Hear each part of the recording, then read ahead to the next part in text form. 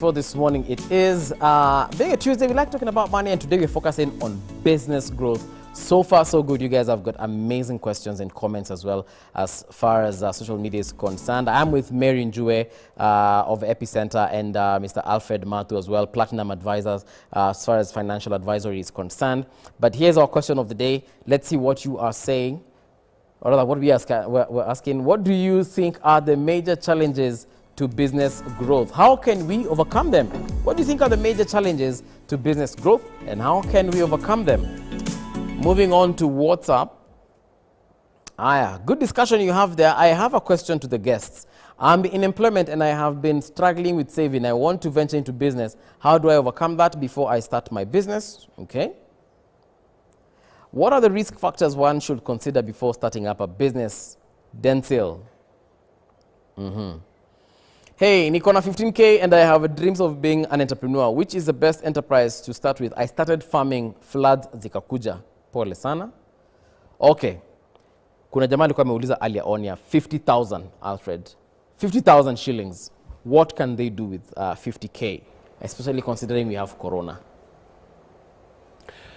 You know, as I did mention to you, Mr. Mbuvi, well, Corona has come with its own impact, and we have to also look at the positive side of it. Yes. I think for me, the whole idea of now trying to think outside the box and thinking more soberly than ever before is a very, very key impact of the Corona, pandemic that hit us.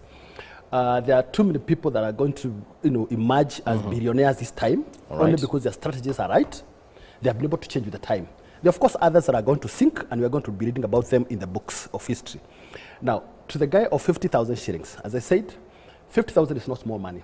It's also not so much money, depending on what this person's interest is. It is good to look at, if you have to put a business idea into fruition, what is your inner feeling? What kind of business do you think would actually work in line with your personal interest? If you decide to go into selling merchandise, are you going to be doing that in the city? Are you going to be doing within the outskirts? Where are you going to be sourcing your products? Or at what price do you think you're going to be buying them? At what price do you think you're going to be selling them? And then what are you going to be doing with the profit? It's a whole idea of putting together the small bits to see how you can crystallize them and grow a business. When you talk to the business moguls in this country, the guys that have made it, a lot of them will tell you how the challenges that they went through. At times we read of these people that have actually had 7 different businesses that collapsed. And that you started the first business, it collapsed. But the good thing is that you learned from that. You started the second one, it collapsed. Again, you had some lesson to pick out of that. On the 7th business is when you succeeded. I think for me, this person of 50,000 shillings, it is good to first of all look at what have you been doing before, because you're not starting. I'm sure there's something that person has been doing. Can you actually be able to grow a business in the line of interest that you've actually been pursuing? Or must you, move into a completely new trade? Moving into a completely new trade will be difficult at times, because it's good to go into something that you already understand. If you decide to go into supplies of maybe vegetables or fruits, it's good to consider occasion, good to be considering where you're going to be sourcing your fruits from, good to be considering the market, where are your customers. Good to be considering the pricing. Are you really going to be making margins? And very, very, very importantly, as you're doing this planning, what are you going to be doing with your profit? Because let me tell you what, and I love the point that you raised earlier, where people start businesses and soon after, they start diverting the core capital of the business into luxuries. You've started a business now, and even before the business starts generating profit, you start diverting some of the funds into buying a motor vehicle, which is a luxury for that matter. Unless you're buying a motor vehicle that is actually going to improve, help you in doing the business. It is important to remain stuck to the idea and vision of the business. Do not spend yourself. Because what will happen here is that you might actually end up spending the capital that was meant for the business. Okay. Yes. Risk factors, someone has asked. What are some of the risk factors of starting a business? Okay, so businesses is risky. Anyone who goes into business is taking a risk because it's never certain, it's never written, there's never a script for any particular business. And every business has, the risks are really based on the industry that you're in. But generally, you know, some of the risks you look at in business is things like competition. Are you able to finance your business well enough? There are changes, you know, technological changes, some of which wipe out certain businesses, however well thought that they had been. And some of these risks actually evolve with time. Like we are saying now with the COVID and a lot of changes coming into the, you know, our environments. There are many risks that were there, are there now that we never saw before. So I think an entrepreneur should be very, very alert as to the environment that they are in and what risks can therefore come and impact on your particular business. Yeah. All right. I'm sure another risk factor would be security. A lot of us start biasharas, unafungua biashara kesho unapata vitu zako zote zilienda stock. Imeenda ng'ombe zimeibiwa, kama ni chakula imeharibika. I mean, these are challenges a lot of us are facing. Maybe other unforeseen challenges that people you know, experience in a business startup. One of them could be regulatory requirements, compliance, you know, and it's a major consideration when you're starting a business. Is your business going to conform with the laws of the country? For example, you may want to do dairy farming. You may be living in a gated community. Do you think you're going to be allowed to bring your cows and your buzzes in an area that is gated? So as you go into, you know, in executing your idea, it is good to look at where is it that I want to put my business, and am I going to contravene any rules? Okay. So it's very, very, very important as you consider the other risks. I think for me, it's also good to look at the environment where you're putting up the business. For example, if it's a financial institution, that financial institution in an area that has a bit of risk, you know, thuggery and all that, the chances of the business being rooted are very, very, very high. It is important to consider how safe or how the safety of the neighborhood, so that as you set up the business, you know you're actually not throwing your money under the bus. Yes. Is it a good idea, Mary, to insure my business as I start it up, especially considering it costs a lot of money to even start it in the first place? Like these guys who are asking about what biashara can I start with 50,000, with 15,000. I mean, there is a risk of that business collapsing or burning up. You know, how is insurance part of something I should consider? Insurance is important, but you also need to know what are the needs of your business as you start and as you grow the business, because the needs of the business therefore will tell you at what point will a certain item be required. Insurance is important, but if you're starting and maybe you're in the service industry, it may not be necessary at the point of starting that you need to insure, unless whatever it is that you're dealing with is something that is really core to the business. Yes. If you're servicing or if you're selling merchandise, depending with also the values of those merchandise, might not be necessary to insure if it is low value, high volume. But if you're talking about high value equipment or products, then maybe you might consider insurance. And therefore, when you look at the cost of insurance vis-a-vis your income or profits out of the business, it will make sense. You know, the business sense has to come in place. Yeah. Okay, you were mentioning something about the stages of you know, expansion, and I think we had got into some third stage somewhere. Yeah, what we call subsystems. That is where the business begins to make money, and we are sometimes you know, we want to take away that money because we really worked hard for this, we've set for this, now we are making, exactly. Yes. But you know, you need to plow back, like I said, get a salary, and what the business can be able to pay you, and then live within your means. You know, very important. Now, beyond that stage, we talk about a sustainability stage, where now the business begins to make money. It's beyond just being subsistent, where it is just breaking even, and you're beginning to, the business is beginning to grow. And at this point, it is very, very much dependent on you as the entrepreneur as well. Yes. And sometimes people, when they grow their businesses, they get to this point and they say, okay, I will hire this manager, I will hire this manager, and I will sit back now. I'm making money, and the business doesn't need me. Yes. After all, I have worked so hard.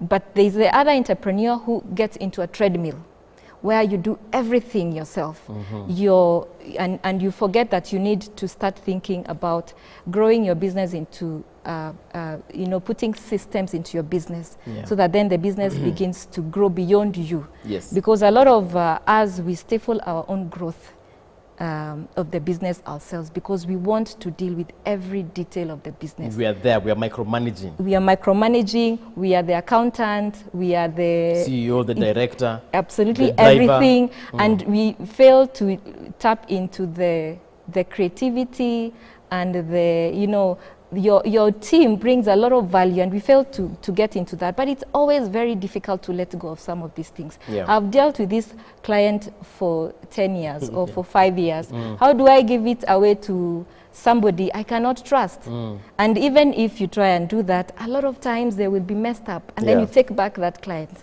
But that's wrong.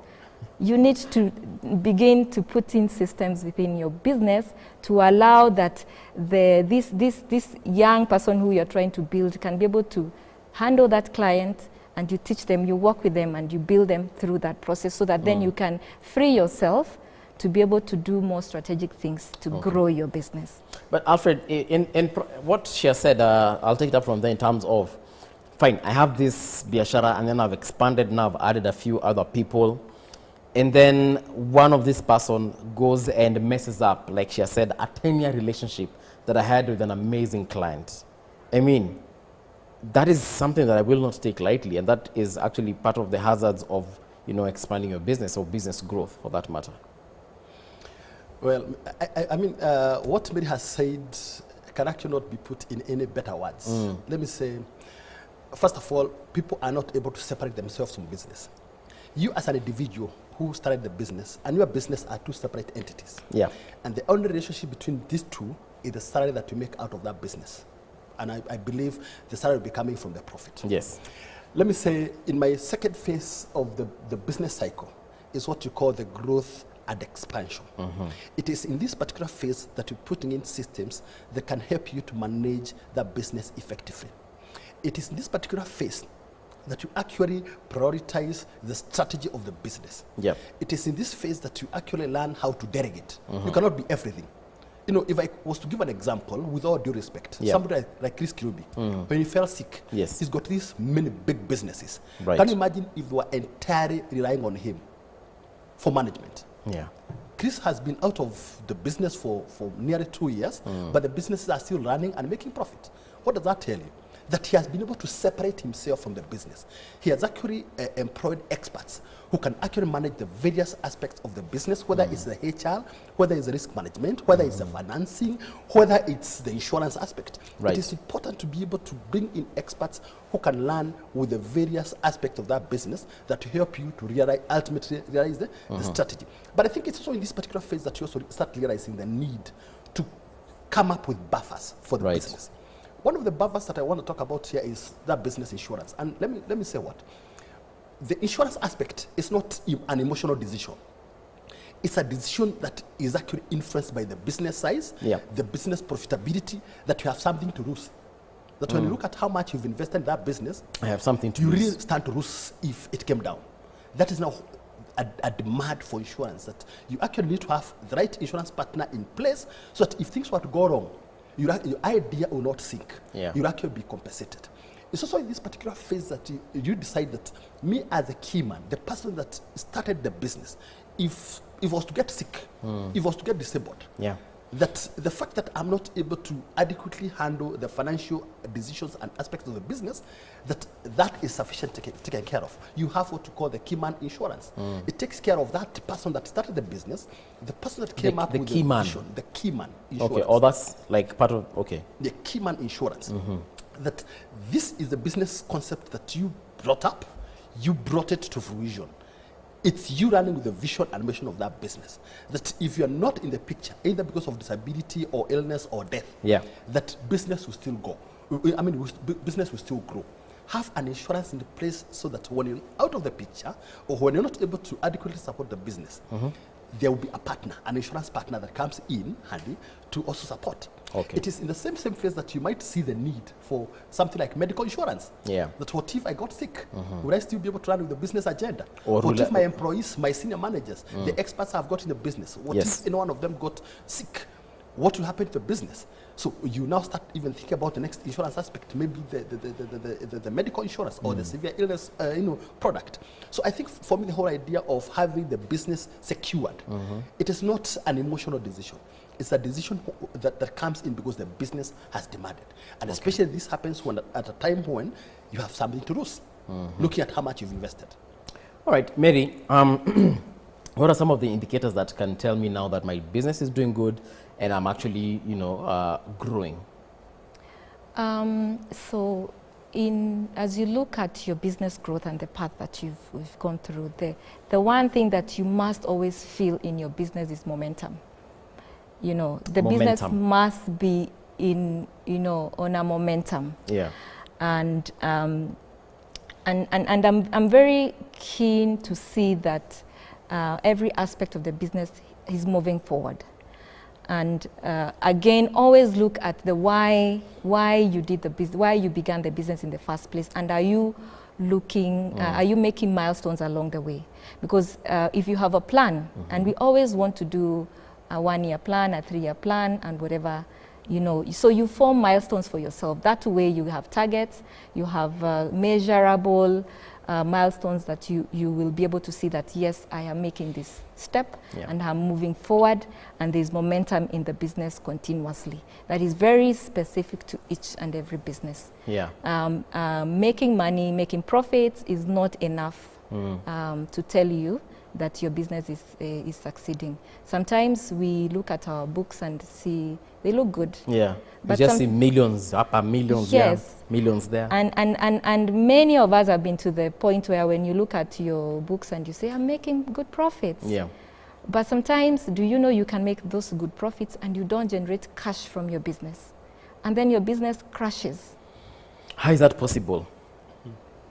So cash flows is another major element when you think about business, and especially when your business grows to a sizable point. But any business, anyway, cash is very, very important. And how you use the cash from the business determines how the business proceeds or grows forward.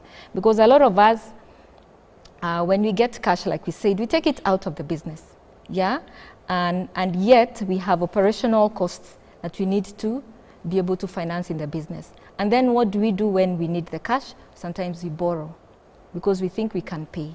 Now, borrowing to finance your operations is extremely risky, and it will is going to damage your business. If you're going to borrow, please do borrow either for a specific growth or a specific target, but not for OPEX for your business. The business is supposed to generate its own cash to run its own operations, not profits, to run its own operations. That way then the cash will be like the driver, like your car. If when you're driving your car, if you don't have fuel, that is the cash in the business. You will not be able to move. You'll ground into a halt at some point. How do you know you're generating cash in your business? Those are indicators that you must check. There's someone, I think, in part of our audience asked something to do with them quitting their job to start a business. I think, could be wrong, but is it okay if to say today I quit K24 na niseme sasa nimechoka kuja town kila siku, wacha mimi nifungue again butchery huko Syokimau? Mr. Mbuvi, the whole idea of moving from formal employment to business should not be an emotionally driven decision. That you just wake up one day, quit a job, and then start putting your ideas together. I think for me, it's a journey. It is when you're working for K24 that you come up with your own business idea. Research on it when you're still working here during your own free time, because I'm sure you also have lived this. Of course. Research on it. At the point that you have to leave K24, it is because the business idea that you already put in place has now demanded more attention from you, and you think at that particular time or at that particular point, you start better in terms of revenues the other side, in your presence than in your absence. A lot of people have actually made, serious mistakes when it comes to leaving formal employment and start business. I've seen quite a number that even started the matatu business. After leaving employment. A few entrepreneurs that are into the transport industry and who seem to be making so much profit. That alone misled you to believe that you could as well quit your business, buy one matatu, two matatus. They get started, for example, with a friend of mine that I checked with. He resigned from an organization that he was working for. He worked for an NGO, and then bought 2 matatus. And the whole idea of buying matatus is because in his neighborhood, he's got a gentleman that lands a fleet of matatus, and currently with over 50 matatus. Where? You come into a game that you do not even understand. This, for example, this industry has its own cartels. Yes. With your 2 matatus, they are arrested every single day. Yes. That you have no other work to do other than to be at the police station every single day. Bailing out your drivers and your conductors. Yes, and these people who are already into the business with 50 matatus or so, they already understand. He only needs to make one phone call from his house. He doesn't even need to go to the police station. When the matatu is arrested, he will simply make a call from his house, and the matatu will be released. He can M-Pesa later if there will be a bribe for that matter. But you, who came out of formal employment to come and do that business without adequate background information, you realize that your chances to succeed are minimal. So, for me, it's supposed to be a journey. You're not supposed to just quit a job to go and start a business. Why don't you put together the idea of that business, try to grow it, at a time when you think the idea is actually fully grown? You can now exit from employment to go and expand that particular business. Yeah. Yes. Okay. All right. I'll probably ask you the same question, Mary. Yeah. Someone wants to leave formal employment, to get into business fully.